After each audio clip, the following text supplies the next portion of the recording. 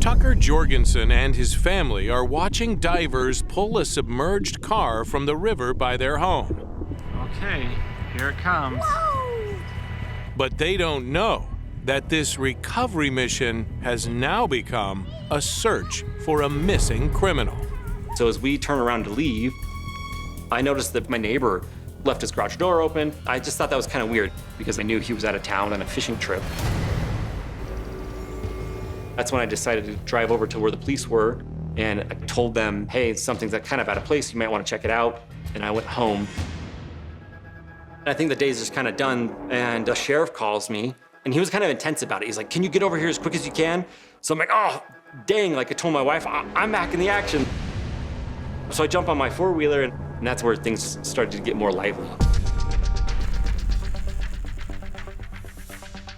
Tucker drives over to his neighbor's property, where it's immediately clear something is going on. This was definitely not the scene that I left 10 minutes earlier. There's guys with rifles behind trees, and there's guys posted up on each corner of the house with their rifles or their guns drawn. That's not your everyday country living moment.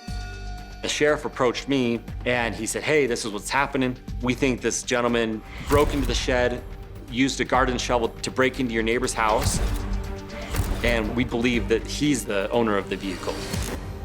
Now, Tucker's excitement turns to concern. His neighbor is retired law enforcement. I knew that, he'd probably have firearms in his home, and I thought that it would be good for me to call him and ask him that prior to the sheriff and the law enforcement going into the home. So I called Bert, and Bert says, yeah, I've got a loaded shotgun in the closet at the top of the stairs.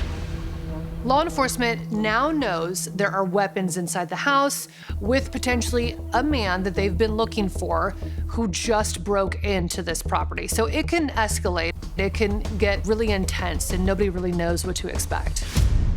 And then I'm like, crap, there's not much between me and this house. I want to keep some distance, so I'm behind the tree and I start recording with my cell phone. After several commands to come out are given by the officers, they notice that there's a suspect upstairs. I see two officers enter the home, and although I was, 100 yards away, 200 yards away, I heard the dog bark, heard the police yelling. And then, the yelling stops. I don't know if this guy's gonna start firing at them or if they're gonna start shooting at him. I'm just kind of waiting in kind of this tense moment, what's gonna happen? They can see him moving around. He starts to come out with his hands up. They recognize him immediately as the registered owner of that submerged vehicle. And they also recognize... Is he naked? He's completely naked.